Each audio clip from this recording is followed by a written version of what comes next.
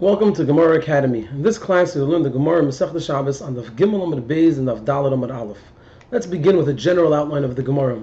In the previous Gemara, we established that a person's hand that's extended into another rishus is not considered to be resting in that rishus. We explained in Taisvis because Yadei Basar Gufei Greira. The reason is because a person's hand follows his body, so it's not considered at rest in the rishus it's extended into. In our Gemara, there's going to be three parts. Part one is we're going to establish that although it's not considered at rest in the rishus that it's extended into, it's not either considered at rest in the rishus where the person is standing. And then we'll move on to a question, which is, so did Chazal give the hand the status of a karmelis as a knas to the person for extending his hand out on Shabbos? So it's not the rishus it's extended into. For example, let's say the rishus hayachid. It's not like the rishus where the person standing, which is the rishus harabim. So therefore, otherwise, it would enter the category of a makom p'tur, unless Chazal gave it the status of a karmelis. And they would do that because the person that it is, we're going to give him a knas. And then for the last and final part of the Gemara is going to present two brises that seem to resolve this question, because one brisa says that it's mutter for him to bring his hand back, one says it's aser, and that would indicate that one holds it is a karmelis, one holds it's not, it's a machlekes. The Gemara will go on to say that we could actually understand these two brises in 5 alternative ways, and therefore we can't resolve our question from those two brises. Let's begin. So Abaye said, Pshitali, it's clear to me, Yadishal Adam, the person of a hand, is Ein Eloik Rishus Rabim V'Eloik Rishus Yachid. The hand of a person extended into another Rishus is not considered the Rishus where he's standing in. So if he's in Rishus Rabim, it's Eloik Rishus Rabim. If he's standing in Rishus Yachid and he extended his hand outwards, it's not like a Rishus Yachid. It doesn't follow the person. Now, how do I know this, says Abaya? It's Ein Eloik Rishus Rabim Yadei Shaloni. I know that's not like Rishus Rabim from the hand of the poor person. When the poor person extended his hand inwards, and then the Balabayas took the item out of his hand and put it down into the Rishus HaYachid. It says that the Balabayas is potter. It's also what he did, but it's not chayiv. He didn't do the complete malacha. Now, if the hand of the Oni, even while extended into the Rishus HaYachid, was still considered to be in Rishus HaRabim, then the Balabayas should be chayiv. He did the entire malacha of Achnasa. So from the fact that he's not chayiv, it indicates that the person's hand does not follow the Rishus that he's standing in. How do we know it doesn't follow the Rishus HaYachid either? From the hand of the Balabayas. When the Balabayas extended his hand outwards, and the Oni took the item out of the hand and put it down to the Rishus HaRabim, if the hand of the Balabayas was still considered to be in Rishus HaYachid, the Oni would be chayiv. But the Mishnah says that it's only aser. Now, all of this is an arrow because it's all leading into something. So the first arrow is, he says, I know that it's not a Rishus HaYachid, I know it's not a Rishus HaRabim. The second arrow explains from where he knows it, but both of them are leading into something, which is the question of Abaya. What do we say regarding whether we should make it a karmelis or not? What's the question? Why would we make it into a karmelis? Did Chazal give him a knas and turn his hand into a karmelis so that it'll be usher to bring it back in? Since this individual did it in Isser, let's look for a moment at Ani. He extended his hand into the Rishus HaYachid. He wasn't permitted to do that with an item on Shabbos. He's not permitted to do that. Do we say we're not going to give his hand to the karmelis, and as a result he can't bring it back anymore? So the knas, just to clarify, the knas wouldn't be that he can't bring his hand back anymore, but rather the knas is his hand's a karmelis. And now he can't bring his hand back anymore. We'd make it a karmelis so that he couldn't bring his hand back anymore. But the way we would do it, there's two different ways. One is we make a knas, you can't bring your hand back. Here, that's not the question. The question is, did we give it the status of a karmelis so that now he can't bring his hand back anymore?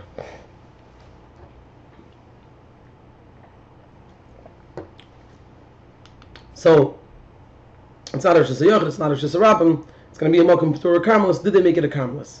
So the Gemara says, it seems like we have an answer. It seems like we have an answer because there are two brises.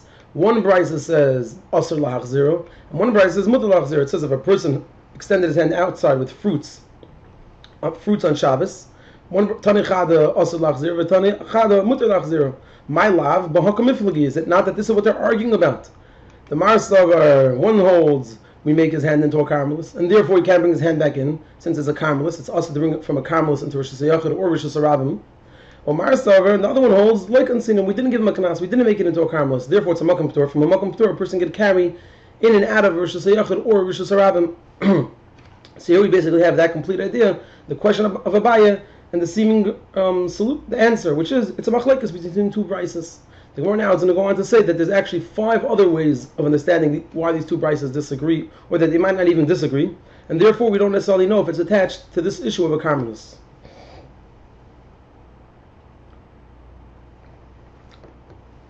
So Gemara says we can say that everybody agrees that it's a karmelis. Both brises say it's a karmelis. So why does one brisa say aser lachzir, the other one says mutar? Also makes sense. It's a karmelis. You can't bring it back. Mutar Why can't you why are you allowed to bring it back? It's a karmelis. This is one brayso is talking about that it's lamat masara. It's under 10 tefachim. Under 10 tefachim, an area can be considered a karmelis. The other one is referring to a case where his hand was extended above 10 tefachim, and above 10 tefachim in a karmelis or in a Rosh Hashanah is considered a mokem p'tor. And since it's a mokem p'tor, we said a person's allowed to carry in and out of a mokem p'tor to Rosh Hashanah, Rosh Hashanah, or karmelis, to any rishos. So that's one way of resolving two prices. They actually both hold it's a karmelis, and the difference is whether the hand was extended above or below 10 tefachim. The Gemara says, or we can say they both agree that it's not a karmelis. Both prices say it's not a karmelis, and his hand was beneath 10 tefachim. So how come one time he's allowed to bring it back in, and one time he's allowed to, and one time he's not allowed to? So he's not allowed to is referring to a case where he extended his hand out on Shabbos. The individual took with the items. He extended his hand out after Shabbos already began. So we gave him a knas. You're not allowed to do that. The other brayso, when it says mutalach, is referring to a case where the individual extended his hand out before Shabbos. And therefore, since he didn't do an isser by extending his hand out, although he shouldn't have left it out, but by the extending of his hand out, the action was not an action of isser, so we didn't give him a knas. So that's a second way of understanding the two braysos. Just to summarize that way, to explain it one more time, both braysos agree that it was beneath 10 tefachim. Both braysos agree that it's not a karmelis. The one that says it's usser, it's because Chazal gave a knas to the person. They didn't make his hand into a karmelis. They simply said, if you extend your hand out in a time that you're not allowed to after Shabbos arrived, we're going to make a knas on you that you can't bring your hand back in. However, if the person did it before Shabbos began, and there was no isser involved by doing that action, then we won't give you the knas. So over here it changed from making the hand into a karmelis, and therefore you can't bring his hand back in, to saying it's not a karmelis, but we're not permitting you to bring it back in. And just to point out why we need to say that, because if they gave his hand the status of a karmelis, then we can't distinguish before Shabbos if he extended it or on Shabbos. It's a karmelis. It's irrelevant when he extended it. So here we're saying they didn't make it into a karmelis. They simply chose cases where a person did an isser and they implemented a knas. Now the Gemara is going to go into a side discussion based on the answer that we just presented. So we'll go into that side discussion for a moment, and then we'll come back to our Gemara.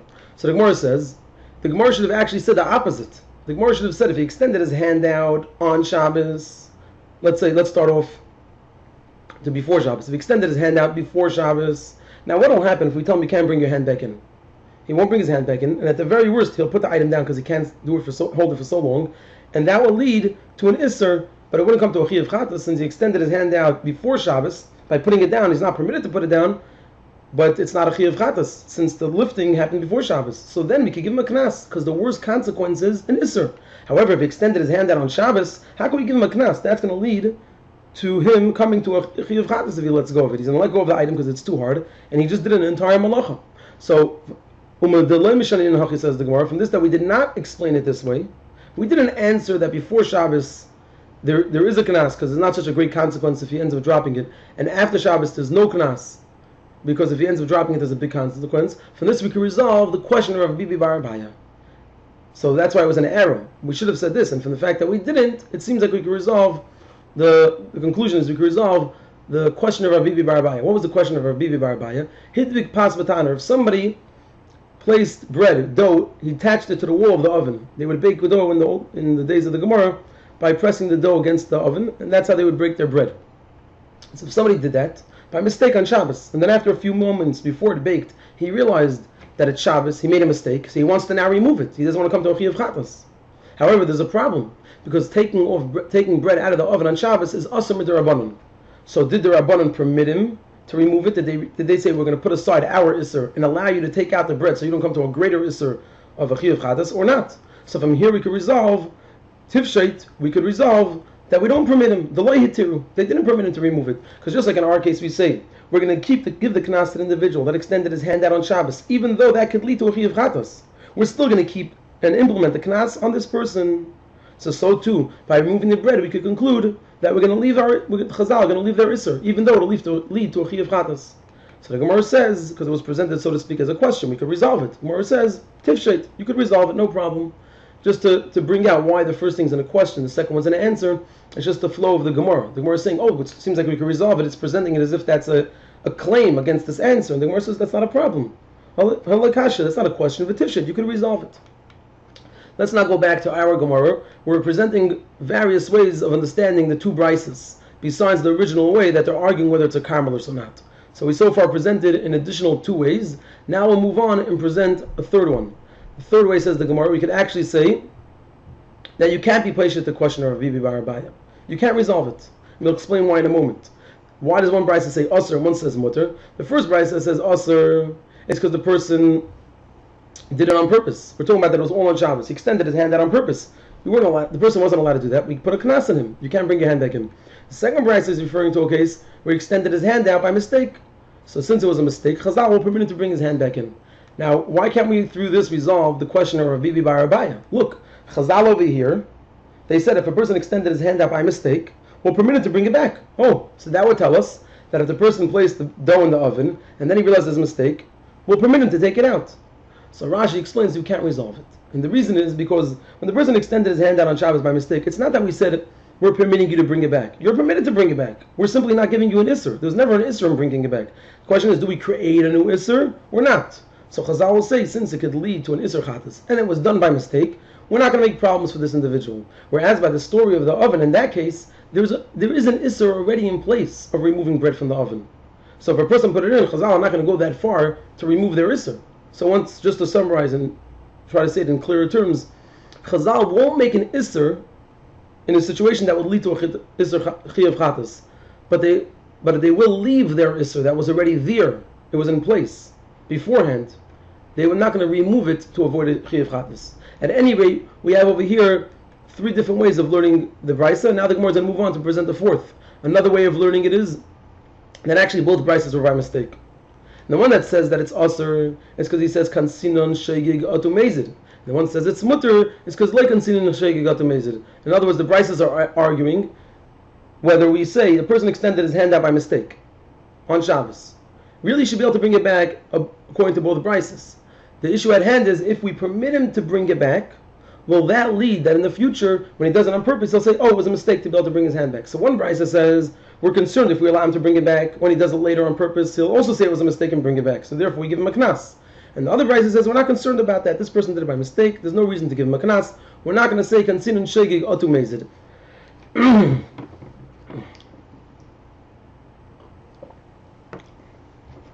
So over here we have 4 ways of learning the brises, and now we'll present the 5th and final one. And that is that actually we never gave the person a knas. The brises are not even arguing. And the brise number 1 that says it's asr means to say that if a person extended his hand out into the Rosh Hashanah, asr lachzira means he can't bring it to a different Rosh Hashanah. So let's say a person standing in his property, extended his hand out, and now he realizes his mistake. He wants to now take it to his friend's yard, which is right next door, on either side, whatever it is. So brise number 1 is saying, also lachzir, you're not permitted. You could only, and Bryce number 2 is saying mutar lachzir means you could bring it only back to your rishus. So it comes out that over here we have 5 different ways of learning these 2 brises, and we cannot resolve our question of whether it's turned into a karmelis or not by saying, oh, it's a machlekes between 2 brises. One says it is a karmelis, one says it isn't.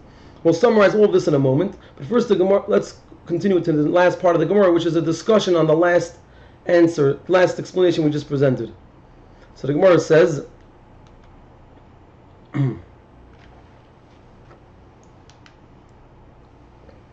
This is like Rava asked Rav Nachman. Rava asked Rav Nachman, what's the din if a person extended his hand out into the Rosh Hashanah with items in it? Could he bring it back or not?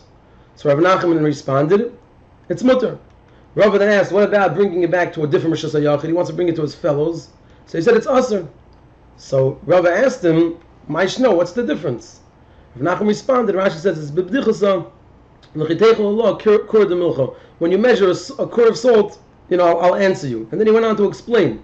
In the first case, where a person took his hand out with an item, and now we want to bring it back here, his intention wasn't completed. He wanted to get it out of this rishus. He didn't succeed. However, in the second case, his intention was he wanted to get it out of this rishus. He also wanted to get it there, but part of his goal was it shouldn't be here as well.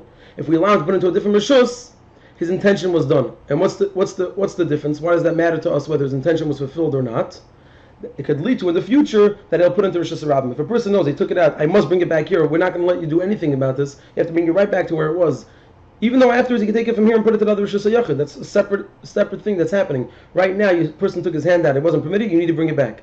That creates a certain boundary, a context, a safeguard that in the future he won't do anything that's usher. However, if a person extended his hand out, we tell him you can't put it out there. He's like, okay, I'll put it somewhere else. That creates a leniency in this whole regard, and it could lead in the future that I'll put it into the Rosh Hashanah. And with that, we completed our Sugya. So we're going to just give a to summarize, give a general summary, especially since it's so large. But we'll also see over here how the flowchart helps in breaking down the Gemara, that ultimately our Gemara, what it consists of, there was a question of Abaya, there was two lead-up pieces of information. Abaya said, it's clear to me it's not a Rosh Hashanah or Rosh Hashanah, and he explained how he sees that. And therefore the question is this extended hand, is it like a Rosh Hashanah, like a Carmelis? And the question is, do we put a knas on the individual for doing an Isser or not? And the Gemara said, it seems like this is a machlekes between two brises, because one brise says this individual extended his hand out with fruits, after extended his hand out with items in it.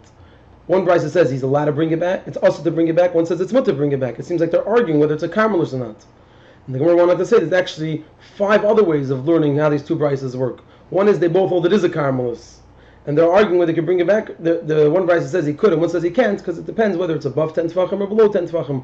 Above he could, below he can't. Second explanation is that it's both below and they both hold it's not a carmelis. They're arguing whether we give the person a knas. They're not arguing, it's actually different cases again. But one case is when he did it on Shabbos, therefore there is a knas. One is he did it before Shabbos, therefore there's no knas. Another answer is that they're talking about different cases. One is if it's been mazid, one is if it's b'shegig. B'mazid they gave a knas, b'shegig they didn't. The next one is that it's both b'shegig. They're arguing, do we give a knas of shegig or to mazid or not?